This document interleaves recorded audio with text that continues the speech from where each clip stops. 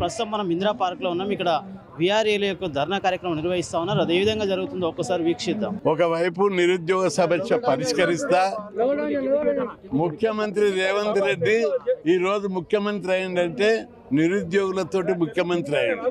2 లక్షల ఉద్యోగాలు భర్తీ చేస్తా. ఇంతవరకు అన్యాయం జరిగినటువంటి వర్గాలకు, విఆర్ఏలకు, విఆర్ఓలకు అందరికీ ఉద్యోగాలు ఇస్తాని ఎన్నికల ముందు ఊరూరా తిరిగి ప్రచారం చేశారు, కరపత్రాలు వేశారు. తీరా అధికారంలోకి వచ్చినాక ఏమాత్రం గత ప్రభుత్వంలో అన్యాయం జరిగినటువంటి వాళ్లకు ఉద్యోగాలు ఇస్తాయని చెప్పాడు. వీళ్ళు దీక్షలు చేస్తే వరంగల్కి పోయి దీక్షలో పాల్గొన్నాడు, ఇక్కడ దీక్షలు చేస్తే ఇక్కడ దీక్షలలో కూడా పాల్గొన్నాడు.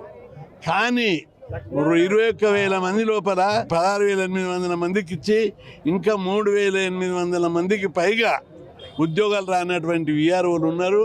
ఉద్యోగాల అవకాశం ఉంది. గ్రామాలలో విఆర్ఓ లేక రెవెన్యూ దోపిడీ జరుగుతుంది. ఒకరి భూములు ఒకరు కబ్జా పెడుతున్నారు. ప్రజల భూములను ఎమ్మెల్యేలు కబ్జా పెడుతున్నారు.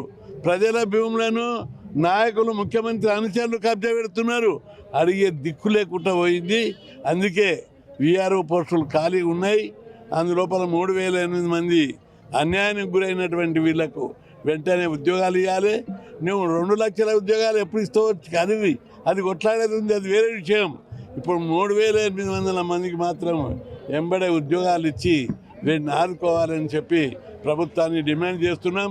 లేకపోతే ముఖ్యమంత్రి ఇల్లు ముట్టడిస్తాం. 10,000 మందిని తీసుకొచ్చి నిరుద్యోగులతోటి నిరుద్యోగులు ఉద్యమం చేస్తే అందులో చీలికలు తెచ్చి డబ్బులు ఇచ్చి వాళ్ళతో ఉద్యమం చేస్తారు. రిజర్వేషన్లో ఉద్యమాలు చేస్తుంటే అందులో ఒక చీలిక తెచ్చి డబ్బులు ఇచ్చి ఉద్యమం చేస్తాం.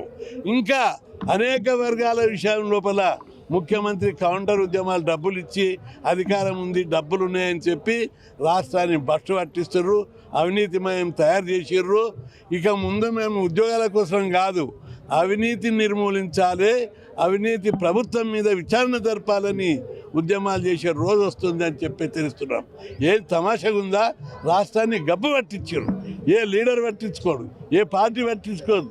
ఎప్పుడు అధికారం కోసం తన్నులాటనే తప్ప ప్రజలు ఇగో విఆర్ఓలు వీళ్ళకి 3,800 మందికి జాబులు రాక 2 ఏళ్ల నుంచి రోడ్డు మీద ఉంటుంటే అక్కడ వేకెన్సీలు ఉంటే కూడా వీళ్ళకి ఇవ్వకపోవడం ఏమైనా న్యాయం ఉందా? మీ అక్రమాల అవినీతినంతా దొవ్వి తీసి బట్టబయలు చేస్తామని చెప్పి హెచ్చరిస్తున్నాం. ప్రజలకు కూడా నేను విజ్ఞప్తి చేస్తున్నా, ఇంత అవినీతి ప్రభుత్వం దేశంలో ఎక్కడ లేదు. అన్ని రాష్ట్రాల్లో అవినీతి రహితంగా ప్రధానమంత్రి మోడీ అవినీతి లేని రాజకీయాలు చేయాలని కంకణబద్ధులై, అవినీతిని నిర్మూలించడానికి కంకణబద్ధులై చర్యలు తీసుకుంటుంటే ఈ రాష్ట్రంలో ఇంత అవినీతి జరుగుతుంది, ఇంత అక్రమాలు జరుగుతుంది, ప్రజా సమస్యలు పట్టించుకుంటలేరు. ఇవన్నీ ఇంకా చాలా దౌత్యం. వీళ్ళకి జాబులు ఇస్తే మర్యాదగా ఓకే, ఇవ్వకపోతే మా పోరాటం ఏమిటి మీద? అవినీతి మీద, భూదందాల మీద, అక్రమాల మీద చేస్తామని చెప్పి హెచ్చరిస్తున్నాం. ప్రభుత్వం ఇప్పటికైనా ఈ 3,800 మందికి ఇవ్వాలని, లేని పక్షంలో తీవ్ర పరిణామాలు జరుగుతాయని చెప్పి హెచ్చరిస్తున్నాం. తొందర లోపలనే 2 లక్షల ఉద్యోగాల మీద కూడా భారీ ఎత్తున ఉద్యమాలు చేస్తాం. ముఖ్యమంత్రి గారు అధికారం ఉంది, మీడియాను భయపెడతాడు, సంఘాలను భయపెడతాడు, అధికారులను, పోలీసులను భయపెట్టి దారి తెస్తాడు.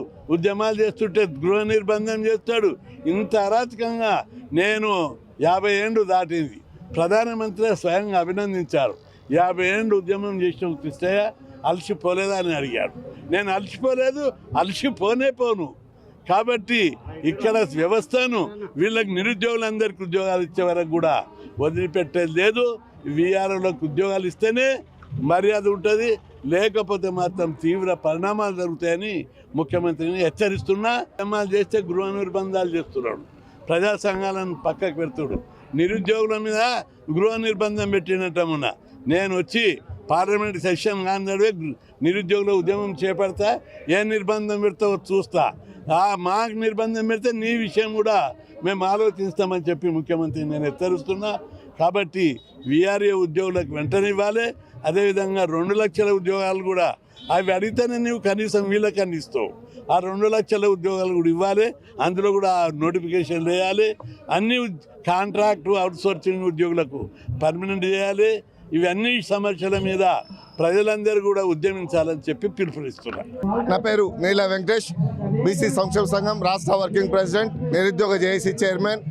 ఈరోజు వీఆర్ఏల పట్ల ఈ రాష్ట్ర ప్రభుత్వము చేస్తున్నటువంటి నిరంకుశ పాలన, దాన్ని వ్యతిరేకంగా ఇలా ఇందిరా పార్క్లో ఆర్ కృష్ణ గారి నేతృత్వంలో మరి ఏదైతే పక్కకు 61 ఏజ్ని క్రాస్గా అని చెప్పి పక్కకు పెట్టిందో జీవో నెంబర్ 81, 85ని అమలు చేసి మా ఉద్యోగాలు మాకు ఇచ్చేంత వరకు కూడా పోరాడడానికి మేము సిద్ధంగా ఉన్నాం. ఎంతవరకైనా తెగించి పోరాడడానికి మేము సిద్ధంగా ఉన్నాం. ఎందుకంటే ఇలా తాతలు ముత్తాతల కాలం నుంచి ఇది మా కుల వృత్తి. కావలికారు అనేది గ్రామాలలో మా కుల వృత్తి. ఇది గవర్నమెంట్ పెట్టినటువంటి ఉద్యోగం కాదు, లేకపోతే గవర్నమెంట్ ఏదో పావుల అద్దపావుల నుంచి చేస్తున్నటువంటి ఉద్యోగాలను ఇలా మీరు వచ్చి తెలంగాణ నీరు నిధులు నియామకాల పేరు మీద తీసుకొని వచ్చి మా నియామకాలను తొలగిస్తారా? ఇలా నిరుద్యోగులు, విద్యార్థులు ఇలా ప్రతి ఒక్కరం కూడా రోడ్డు మీదకి వచ్చి మా తాతల ముసలు 90 ఏళ్ళ తాత కూడా ఇలా రోడ్డు మీదకి వచ్చి తెలంగాణ తెచ్చుకుంటే మా ఉద్యోగ భద్రత లేకుండా మాకు అన్యాయం చేసే పరిస్థితి తీసుకొస్తే మీ తాతలను ముత్తాతలను తెలుసుకోండి. కావలికారు అంటే ఏంటి అనేది. ఒక కావలికారి చనిపోయిన తర్వాత తన కుటుంబానికి వస్తుంది ఉద్యోగం. అది ఉద్యోగం వేరే వాళ్ళకి ఇచ్చేది కాదు. ఇలా మా కుటుంబంలో నలుగురు ఉంటే ఒక సంవత్సరం నేను, ఒక సంవత్సరం చిన్నోడు, ఇంకో సంవత్సరం నడిపోడు చేసుకునేటువంటి ఉద్యోగాలు ఇవి. ఇలా మా ఉద్యోగాలను పట్టగొట్టడానికి మీకు ఈ రాష్ట్ర ప్రభుత్వానికి ఏ జీవో ఉంది? ఏ జీవో అమలు చేసిందో మాకు తీసుకురండి బిడ్డ. మీరు అన్నారు కదా 81, 85 జీవో అని, తీసుకురండి. దాంట్లో ఫుల్ఫిల్ చేయండి. ఇలా 32 నెలల నుంచి ఇలా మా పట్టగొట్టి మా కుటుంబాలు రోడ్డు మీదకి వచ్చి, పిల్లలు భార్యలు, మా భార్య పిల్లలు రోడ్డు మీదకి వచ్చి అన్నమో రామచంద్ర అనే విధంగా ఇలా మా గోసలు మీ రాష్ట్ర ప్రభుత్వానికి వినిపించడం లేదా? ఇదే మా వీఆర్ఏల శిబిరానికి వచ్చావు కదా ముఖ్యమంత్రి గారు, ఇలా వచ్చి మాట్లాడారు కదా, టీ కప్పు తాగి కింద పెట్టే లోపల మీ సమస్య పరిష్కరిస్తారని. ఎక్కడ పోయింది మీ సమస్యలు పరిష్కరించడం? ఎక్కడ పోయింది మీ మాటలు? ఎక్కడ పోయింది అని చెప్పి రాష్ట్ర ప్రభుత్వాన్ని నేను డిమాండ్ చేస్తున్నా. నా పేరు మహమ్మద్, నల్గొండ జిల్లా నుంచి రావడం జరిగింది. గత ప్రభుత్వం వీఆర్ఏలను 20,555 మందికి ప్రభుత్వ ఉద్యోగస్తులుగా మారుస్తూ, అంటే తరతరాలుగా ఇటు ప్రభుత్వానికి ఇటు ప్రజలకు మధ్యగా వారధిగా పనిచేస్తున్న మమ్మల్ని గత ప్రభుత్వం గుర్తించి పే స్కేల్ ఇస్తూ జీవో నెంబర్ 81 ఫైనాన్స్ డిపార్ట్మెంట్ నుంచి అప్రూవల్ ఇచ్చిన 85 జీవో, ఈ 2 జీవోలు ఇస్తూ మా జీవితాలని వెలుగు నింపుతుంది అనుకున్నాం. అదే జీవోలో పొందుపరిచిన 16,755 మందికి ఆర్డర్ కాపీలు ఇవ్వడం జరిగింది. వారి యొక్క విద్యార్హతల ప్రకారంగా junior assistant, record assistant, subordinate స్కేళ్లతోటి వాళ్ళకు నియామక పత్రాలు అందించారు. అదో జీవోలో ఉన్న 3,797 మంది 61 సంవత్సరాల పైబడ్డ వీఆర్ఏ వారసులకు గత 28 నెలలు గడుస్తున్నా కానీ ఇప్పటి వరకు నియామక పత్రాలు అందించడం లేదు. అయ్యా, ప్రజాప్రభుత్వం అనుకునే కాంగ్రెస్ ప్రభుత్వానికి, సీఎం రేవంత్ రెడ్డి గారికి, రెవెన్యూ మినిస్టర్ పొంగులేటి శ్రీనివాసరావు గారికి అయ్యా పలు దఫాలుగా మీకు విన్నమించుకున్నాము.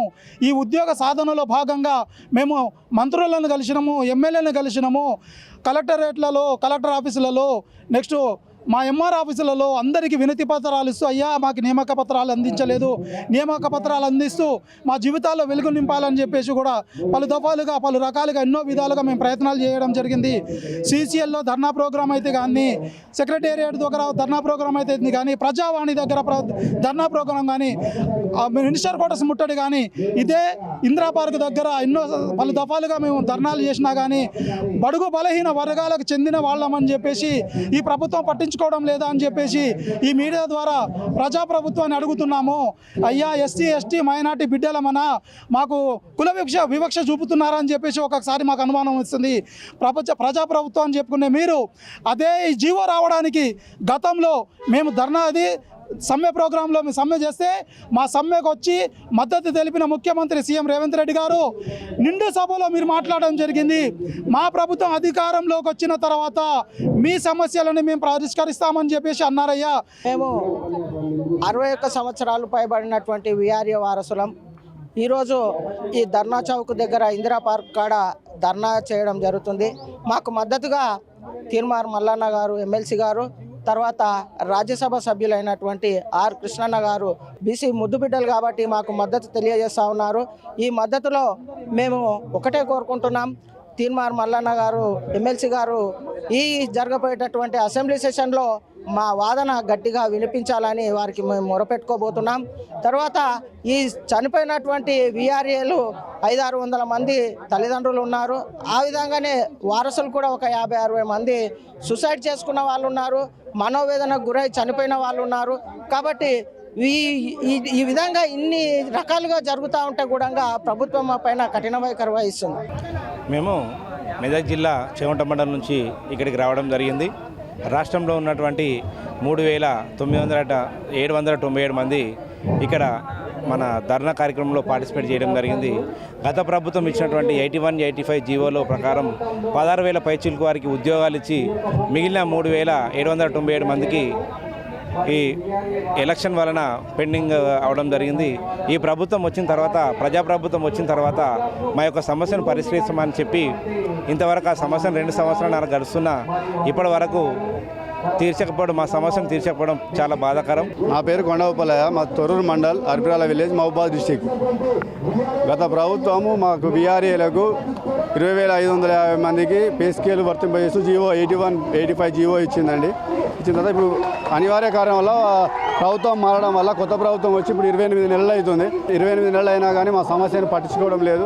మేము ఎన్నిసార్లు రిప్రజెంటేషన్ మంత్రి గారికి ఇచ్చినాం, ఎమ్మెల్యేలకు ఇచ్చినాం, మంత్రికి ఇచ్చినాం, మా సంఘ నాయకులకు ట్రెస్రాకి ఇచ్చినాము, అందరికి ఇచ్చినా కానీ మా సమస్యని ఇంకా సాగవేత దూరితోనే ఉంటుంది.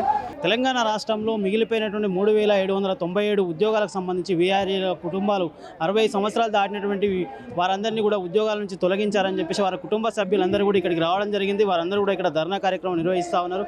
వారికి సంబంధించి వారి కుటుంబ సభ్యులకు కూడా ఉద్యోగాలు ఇవ్వాలి, అదేవిధంగా ఉద్యోగ భద్రత కూడా కల్పించాలి. అదేవిధంగా చాలామంది వీఆర్ఏలు కూడా తమకు ఉద్యోగం వస్తుందో రాదు అనేటువంటి ఆవేదనతోటి కొంతమంది చనిపోయారని చెప్పి వారు తెలియజేస్తూ ఉన్నారు. చనిపోయిన వారందరికీ కూడా ఎక్రేషియా వారికి సంబంధించినటువంటి దాదాపుగా 20 లక్షల రూపాయలు కూడా వారికి నష్టపరిహారం ఇవ్వాలని చెప్పేసి ప్రధానంగా ఇక్కడ ఉన్నటువంటి వీఆర్ఏ సంఘాల కుటుంబ సభ్యులు కూడా ఇక్కడికి రావడం జరిగింది. వారందరూ కూడా తెలియజేస్తున్నారు.